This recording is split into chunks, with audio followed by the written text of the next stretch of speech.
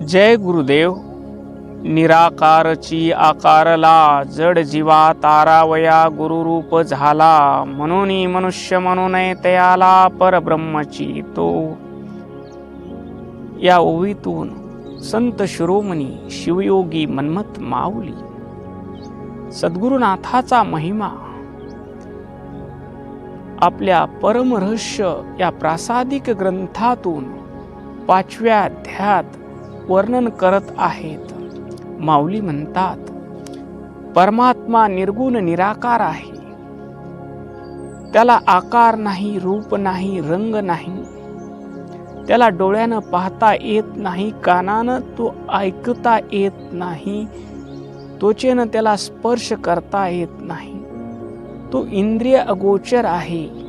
इंद्रिय त्याला जाणून घेण्यात असमर्थ आहेत. मन असमर्थ आहे, बुद्धी असमर्थ आहे. असा निर्गुण निराकार परमात्मा जो सृष्टीचा कारण स्वरूप आहे, सृष्टीचा आधार आहे, सृष्टी हे त्याचं कार्य आहे, असा परमात्मा तुमच्या आमच्या सारख्या अज्ञानात अडकलेल्या जीवाला स्वतःची ओळख करून देण्यासाठी देहधारी मानवाच्या रूपामध्ये आला आहे. त्या परमात्म्याला सद्गुरु म्हणतात. निराकारची आकारला, जड जीवा तारावया गुरुरूप झाला. म्हणून मनुष्य म्हणू नये तयाला, परब्रह्मची ते. म्हणून माऊली म्हणतात, तुमच्या आमच्यासारखं त्यांचा देह दिसत असला, ते डोळ्याने पाहतात, कानाने ऐकतात, आमच्यासारखं जेवण करतात, सर्व काही आमच्यासारखंच आहे, मग त्यांच्यात आमच्यात फरक काय असं आपल्याला वाटतं. पण त्यांच्यात आणि आपल्यात एक फरक असतो. आपण जेवत असताना काम करण्याचा विचार करत असतो, काम करत असताना जेवण्याचा विचार करत असतो. पण संत महात्मे सद्गुरुनाथ सदैव वर्तमान काळात असतात, आपल्या आत्मस्वरूपात निमग्न असतात. त्यांचं मन स्थिर असतं. देहानं जरी आमच्यासारखे दिसत असले तरी आमचं मन संकल्प विकल्प करतं, हे केलं तर कसं होईल, ते केलं तर कसं होईल, ते काम नाही झालं तर कसं होईल. पण ते कसलाही विचार त्यांच्या ठिकाणी थांबलेला असतो. ते निर्विचार असतात. आतून ते निराकार असतात. ते चैतन्य स्वरूपात निमग्न असतात. म्हणून माऊली म्हणतात, मनुष्य म्हणू नये तयाला, परब्रह्मची तो. ते परब्रह्म स्वरूप आहेत. सद्गुरुनाथाला माणूस समजण्याची चूक करायची नाही. कारण त्यांचा जन्मही होत नाही आणि मृत्यूही होत नाही. ते अखंड आनंद स्वरूपानं, चैतन्य स्वरूपानं देह असता आणि देह जाता ते विराजमान असतात. आज देह रूपानं जरी आप्पा आमच्यात नसले तरी चैतन्य रूपानं आमच्या देहाचा आधार असलेलं चैतन्य म्हणजे आमचे आप्पाच आहेत. या विश्वातलं सर्व एकंदरीत चैतन्य, या विश्वाची संपूर्ण सत्ता असलेलं चैतन्य म्हणजे आमचे गुरु माऊलीच आहेत. असं आम्हाला आमच्या भावदृष्टीनं जाणता येतं. आमच्या श्रद्धेच्या डोळ्यानं त्यांना पाहता येतं. या ओवीतील जड जीव हा शब्द खूप महत्वाचा आहे. जड जीव हा जड कशानं बनतो? जीव तर चैतन्य स्वरूप आहे, मग याला जड जीव का म्हणतात? हा जीव राहतो पंचमहाभूताच्या शरीरात. पृथ्वी, जल, वायू, अग्नी, आकाश.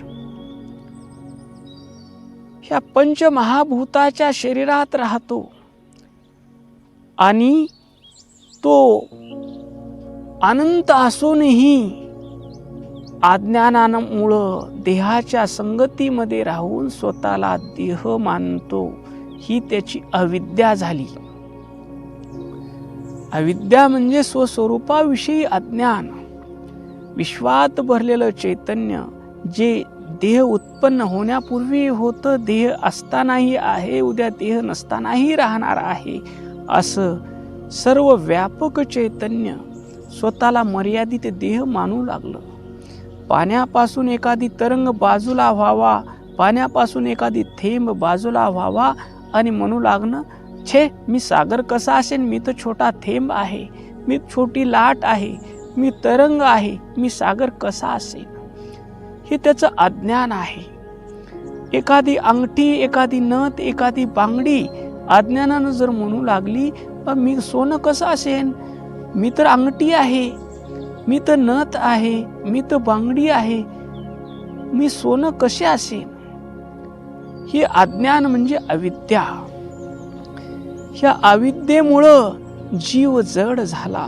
स्वतःला शरीर मानणे म्हणजे अविद्या. पंचमहाभूताचा मी देह आहे, मी जन्मणारा आहे, मरणारा आहे असं समजून देहाचं सुख आपलं सुख मानणं आणि देहाचं दुःख आपलं दुःख मानणं. देह सुखाला की कांतापुत्र वित्त जोडी, बैसलेशे चित्त तया ठाई.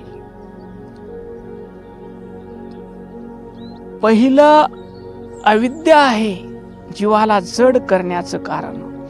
दुसरं आहे अस्मिता. अस्मिता म्हणजे अहंकार. अहंकार म्हणजे काय, मी हा देह आहे, 12व्या दिवशी ठेवलेलं हे माझं नाव आहे, मी डॉक्टर आहे, मी इंजिनियर आहे, मी कलेक्टर आहे, मी मंत्री आहे, मी भक्त आहे, मी कीर्तनकार आहे, मी प्रवचनकार आहे. या अहंकाराचं बंधनाचं स्वरूप माऊली खूप सुंदर सांगतात परमरश्यातून. मी आचार्य महागण, आमच्या क्रियेपुढे आहे कोण. ऐसा वाहे अभिमान, तोची बद्ध ओ देवी. आम्ही वीर सेव जंगम, आमच्या क्रियेपुढे नाही कोणी उत्तम. आम्हीच जाणू क्रिया नेम.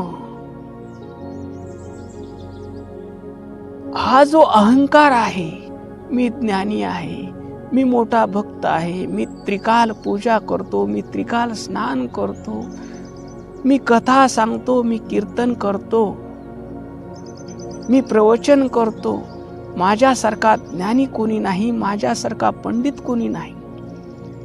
हा जो अहंकार आहे याला अस्मिता म्हणतात. हा संसार सागरात जीवाला घट्ट ठेवतो. जितका अहंकार मोठा तितका जीव जड होतो आणि प्रवाहाच्या विरुद्ध वाहू लागतो. अहंकारामध्ये माणूस वाया जातो. आप्पा म्हणायचे, तुमचा मीपणा गेला की तुम्हाला देव सापडला. देवाची प्राप्ती काय, मीपणा जाणे आणि केवळ ईश्वर राहणे. गुरु माऊली नाम का देतात, नाम जपता जपता आम्ही नामी झालं पाहिजे. नामी म्हणजे मी नाही, तूच आहेस. शिवाय नमः, शिवाय नमः. नमः म्हणजे मी नाही, मग कोण आहे, शिव आहे. हा अहंकार जीवाच्या बंधनाचं कारण आहे.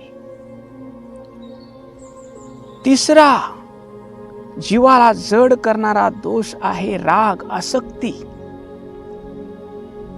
पहिली गोष्ट चुकली जीवाची, स्वतः अनंत परमात्म स्वरूप असून देहाच्या संगतीत राहिला आणि मी देह आहे म्हणू लागला. आणि दुसरी अस्मिता, 12व्या दिवशी ठेवलेलं नाव, शरीराची संपत्ती, शरीराची पत्नी, माझी पत्नी सुंदर आहे, माझी मुलं गुणवान आहेत, असं माझं माझं करतो आणि अहंकारात अडकतो. तिसरी बंधनाचं कारण आसक्ती, राग. आपल्याला सुखद गोष्टीबद्दलचा अतिरेकी ओढा असतो. हे माणूस बोललं तर बरं होईल, या माणसाचं कीर्तन ऐकलं पाहिजे, या माणसाचं प्रवचन ऐकलं पाहिजे, आणि एखादा माणूस आवडत नसला, नको त्याचं काय ऐकायचं आहे. हा राग आणि द्वेष आपल्याला, मनाला जे आवडतं त्याला आपण सुख म्हणतो आणि ते आणखी मिळावं अशी अपेक्षा असणं, ते कधी जाऊच नाही. कांतापुत्रवित्त देहादी प्रपंच. माऊली म्हणतात, पती पत्नी पुत्र धन संपत्ती हा देहाचा प्रपंच आहे. दिसत तसे साच परी मिथ्या. हे तुम्हाला खरं दिसतंय, पण हे प्रतिनित्य बदलणारं आहे. आणि न बदलणाऱ्या तत्वाला तुम्ही जाणून घ्या, त्याला समजून घ्या आणि तुम्ही हे राग म्हणजे आसक्ती सोडा. पुढचं आहे द्वेष, मत्सर. ज्या गोष्टी आवडतात त्या कधीच जाऊ नये वाटतात, आपल्या जवळच राहावं असं वाटतात. आणि ज्या गोष्टी आवडत नाहीत त्या आपल्याला कधीच येऊ नये असं वाटतं. जो माणूस आवडतो तो सोबत कितीही दिवस राहिला तर चालतो, पण न आवडणारा माणूस लांबूनही चालला तर आपलं मन खराब होतं. द्वेषामुळं अंतःकरण जळते, मन कलुषित होऊन जड होते, हे ओझे जीवाला खाली खेचते. अविद्या म्हणजे अज्ञान, अस्मिता म्हणजे अहंकार, राग म्हणजे आसक्ती आणि द्वेष म्हणजे मत्सर. पाचवी गोष्ट आहे अभिनिवेश.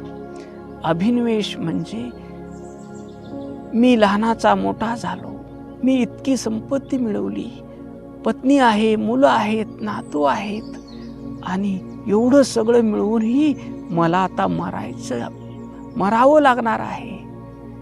पैसा रे पैसा तुझे कमाऊ कैसा, कमाऊ तो संभालू कैसा, और मरने के बाद ले जाऊं कैसा.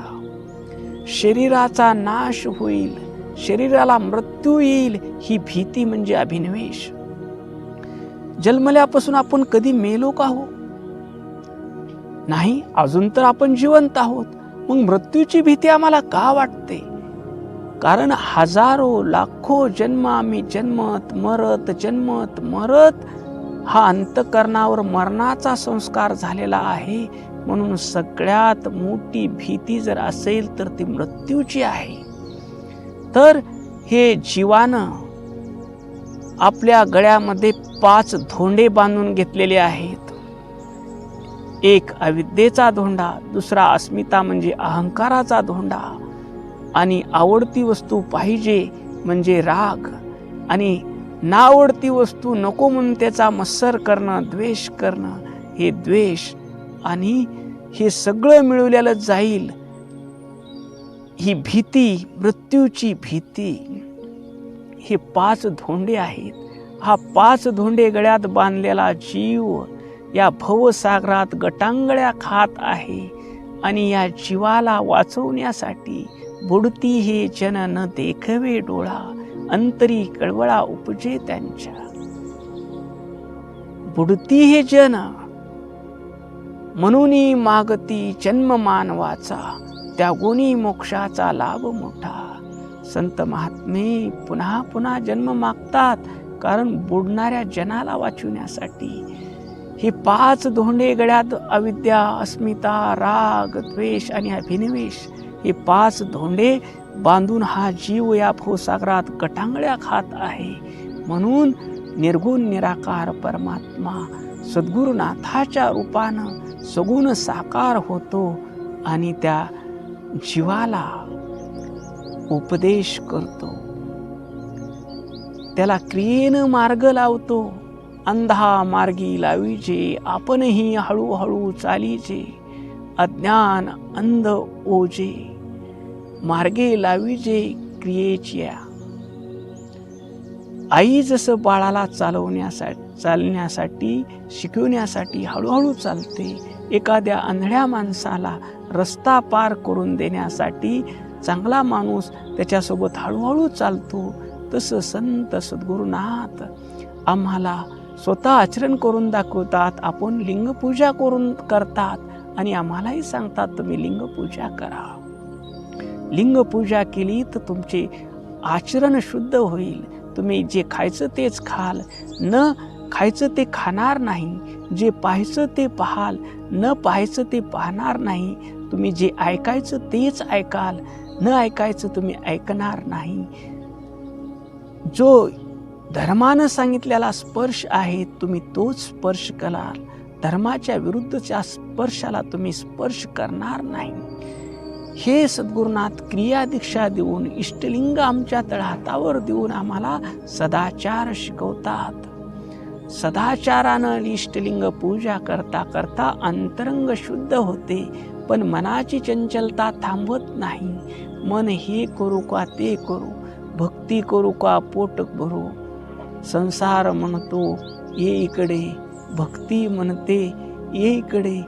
सांगा मी काय करू, हे करू का ते करू, अशी जीवाची अवस्था असते. त्या चंचल मनाला स्थिर करण्यासाठी सद्गुरुनाथ त्याला मंत्राचा उपदेश देतात. तो मंत्राचं जप करून, भगवंताच्या दिलेल्या नामाचं चिंतन, नामस्मरण करून त्याचं अंतकरण शुद्ध होतं.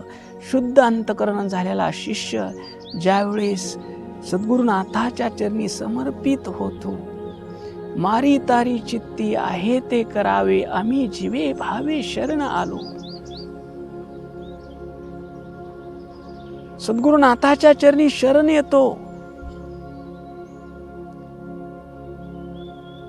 पुरे पुरे हा संसार मन कंटाळले फार, सर्व घेऊन या चवी आता आलो महादेवी. अप्पा, संसारात खूप सुख शोधलं पण ते सुख सापडलं नाही. आता मी तुमच्या चरणी शरण आलो आहे. मला असह्य झालेलं आहे. माझ्या गळ्यात बांधून घेतलेले हे 5 धोंडे आहेत. अविद्या, अस्मिता, राग, द्वेष आणि अभिनिवेश. त्यावेळेस ते कृपाळू सद्गुरुनाथ शुद्ध अंतकरणाच्या शिष्याला बोध करतात. राजा, तू तुझं अज्ञान दूर कर. तू चैतन्य स्वरूप आहेस. तू स्वतःला देह मानून बसलास, हेच तुझ्या दुःखाचं कारण आहे. पहिल्यांदा अविद्या दूर केली की मग आपोआप अस्मिता जाते. राग, द्वेष, अभिनिवेश सर्व निघून जातो आणि तू शिवस्वरूप आहेस. तुला जन्म नाही, मृत्यू नाही, तू अखंड आनंद स्वरूप आहेस, हा बोध देतात आणि त्या शिष्याला मुक्त करतात. त्याच्यातील जन्म मृत्यूची भीती दूर करतात. अशा सद्गुरुनाथाचं वर्णन माऊली या ओवीतून करतात. ओम शांती शांती शांती.